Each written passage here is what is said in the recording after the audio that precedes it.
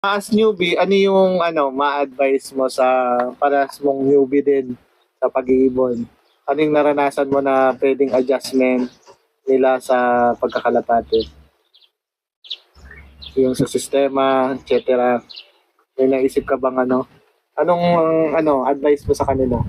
Oras talaga sir, dapat bigyan talaga nilang oras. Yun lang Oras talaga. po. Mahalaga talaga pang oras. Tulad po dito. Minsan nadating yun na minsan pag nandito anak ko, isang linggo hindi naronda yung kalapat dahil 1 year old pala anak ko.